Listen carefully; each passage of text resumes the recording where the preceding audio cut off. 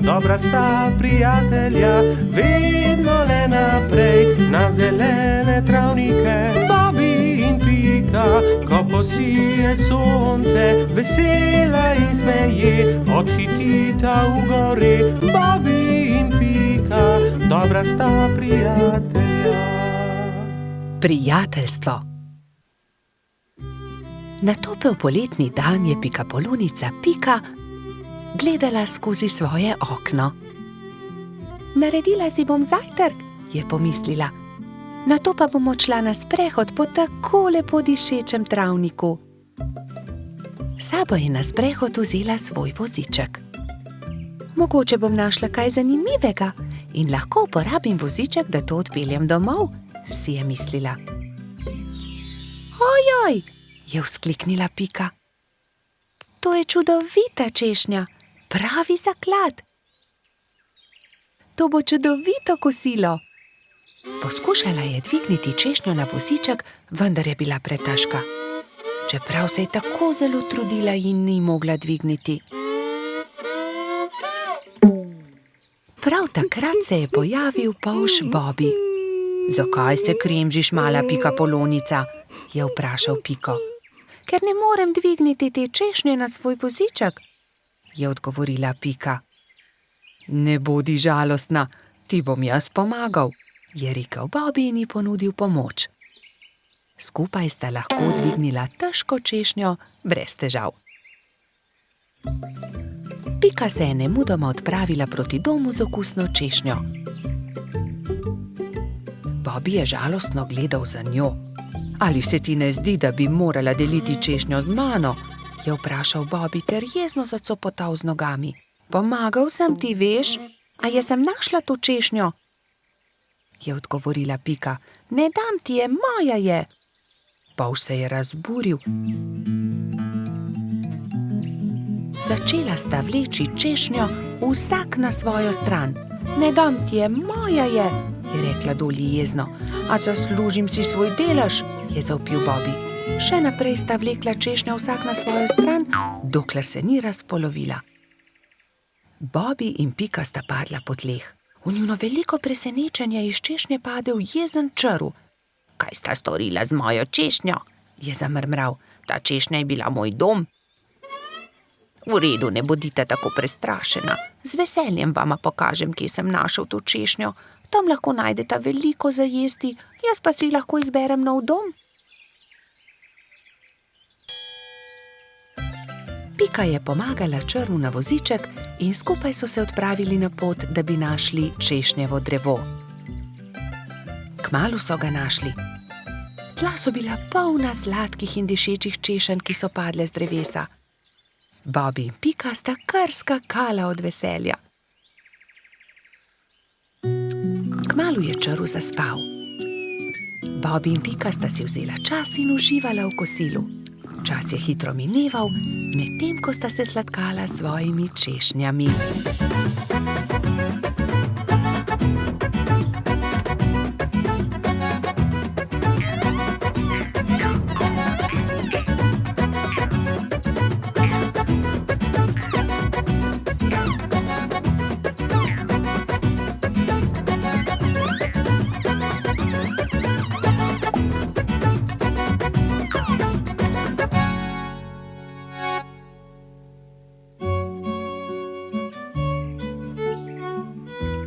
Bilo je že kar pozno, ko sta se odpravila domov. S seboj sta na vozičku vzela 2 češnji, eno za Piko in eno za Bobbyja.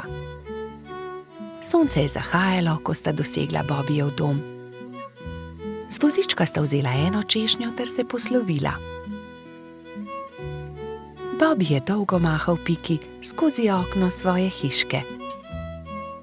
Bobby je zelo hitro zaspal, saj je imel zanimiv dan. V svojih sanjah je poskakoval naokoli med češnjami s Piko in jedla sta češnje, dokler nista bila njuna trebuščka popolnoma polna. Pika je kmalu prišla domov. Od takrat sta Bobby in Pika neločljiva dobra prijatelja. Bobby in Pika, dobra sta prijatelja. Nabiranje borovnic. Nekega jesenskega dne sta Bibi in Pika odšla v gozd nabirat borovnice. Z njima sta šla tudi metuljčica Rozi in koloradski hrošč Edi. Jaz bom nabral največ borovnic, je veselo vzkliknil Edi. Poglejte, ta grm je poln borovnic, je rekel polžek. Naberem. Ampak Edi ga je prehitel in hitro skočil v grmovje ter pobral najlepše sadeže. Tudi ta grm se skoraj lomi pod težo borovnic, se je navdušila Pika. Ampak koloradski hrošč je bil spet hitrejši. Preden je prišla Pika, je že nabral najlepše borovnice grmovja. Edi, tako ne velja! Ne moreš pred nami pobirati vseh borovnic, je jezno rekla Pikapolonica. Kmalu je njihovo pot sekal potoček. Zgraditi moramo most, je rekla Rozi. Že vem kako. Pridite, prinesimo to izruto deblo. Vsakdo je prijel za svoje delo, skupaj so vlekli težke kose drevesa. Prijatelji so naredili trden most iz izrutega debla drevesa. Končali smo, je vzdihnila Rozi. Poglejte, tam raste borovničev grm, poln velikih modrih kroglic. Ediju ni bilo treba nič več besed. Jaz bom prišel prvi, borovnice so moje. Vendar, ko je odrinil metuljčico, je Rozi zdrsnila noga in je iz mesta padla naravnost v potok. Na pomoč! Joj, Rozi, drži mojo roko, je rekla prestrašeno Pika. Ampak Rozi je potok nesel vedno naprej in ni več mogla doseči Pikapolončine roke. Bibi je prinesel dolgo palico. Primi za palico, Rozi, je vzkliknil. Vendar je tudi ta načrt spodletel. Metuljčico je vodo prehitro nosila. Edi, pomagaj, moramo rešiti Rozi iz vode, je kričala Pika in z dvema rokama sta izvlekla mokro metuljčico iz vode.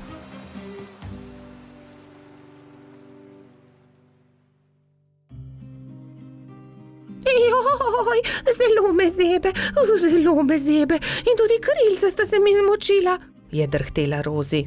Dal ti bom svoj pulover, za vse sem jaz kriv, oprosti mi, Rozi, je dejal Edi. Prijazno od tebe, je dejala Pika Ediju. Ampak prehladil se boš brez puloverja.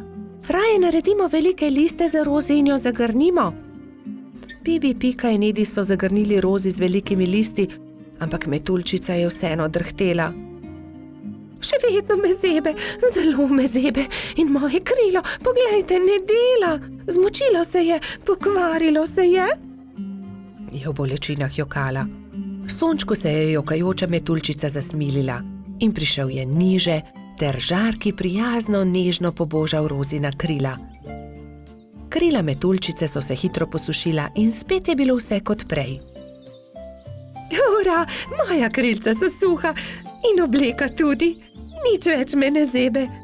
Hvala lepa, sonček, je srečna rekla Rozi.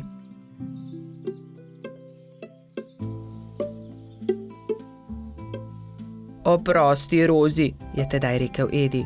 Drugič ne bom nabiral borovnic pred vami. In tudi te, ki sem jih nabral, vam bom dal. Hvala, Edi, ampak borovnice naj bodo kar skupne, se je smejala Rozi. Pohitimo v mojo hiško in specimo pecivo iz njih. Kmalu so prispeli do Pikine hiše in se lotili dela.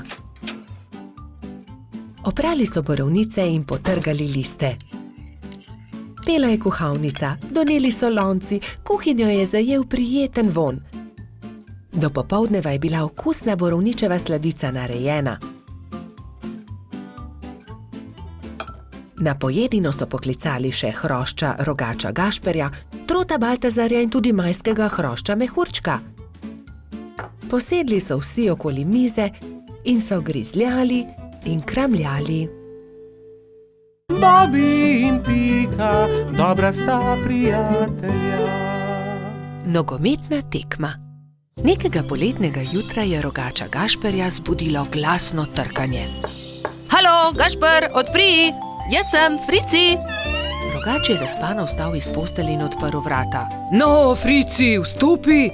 Je srečno zavpil Gašper in stara prijatelja sta se objela. Poglej, prinesel sem ti nekaj, je dejal Frici. Nogometna žoga, hura!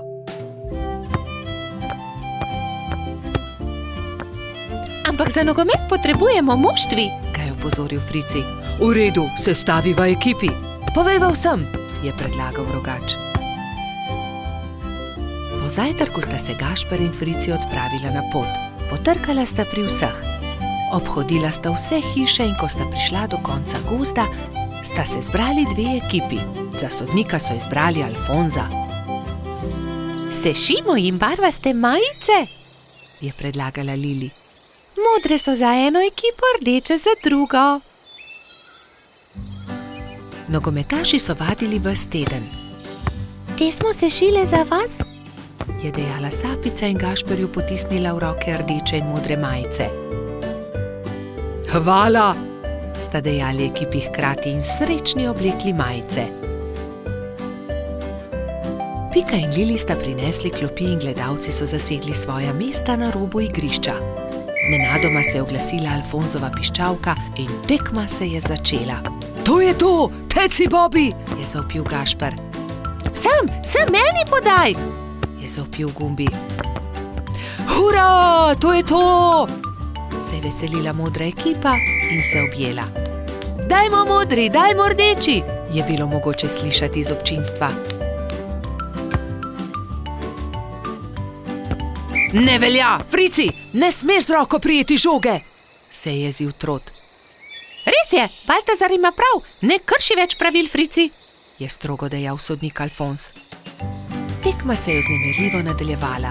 Tudi rdeči so dosegli 2 gola, modri tudi, tako da je Gašperjeva ekipa vodila že s 3-2, ko se je igra spet ustavila. Frici me je spotaknil, se je pritoževal Gumbi. Da, tudi jaz sem videl, je dejal Alfons. Frici, če bo še enkrat kršil pravila, te bom izključil. Kazalo je na zmago Gašperjeve ekipe. Frici se je nenadoma razjezil. Poglej me, zdaj bom zadel, je zavpil in odrinil Bobija, vendar je od sunka padel tudi sam in v bolečinah zavpil.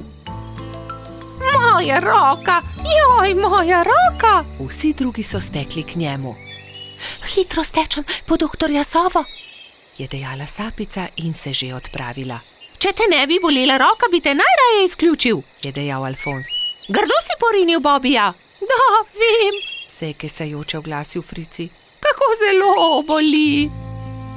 Prispel je doktor Sova. To je zlomljeno, moram jo dati v mavec. 4 tedne boš nosil mavec, na to ga bomo sneli. Pazi na roko, nič tikanja. Tekma se je končala zmago modre ekipe. Na povratno tekmo bo treba še malo počakati, je dejal Gašper in potrepljal Fricija po hrbtu.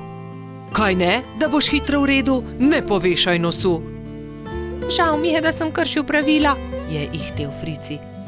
Obljubim, da ne bom več nagajal, ko se mi pozdravi roka in lahko igramo pošteno povratno tekmo. Do takrat bi lahko malo okrasili Fricijev mavec, se je smehljala Pika. Pridite, vse vas povabim na malico. Prijatelji so se zbrali v Pikini pikčasti hiši. Vzeli so najprej flomastre in z lepimi slikami poslikali kozličkov mavec. Ko ga bo doktor Sova snel, ga bom obdržal za spomin, je izjavil Frici. Nato so se vsi usedli k mizi in do zadnjega kosa pojedli velikansko biskvitno rolado.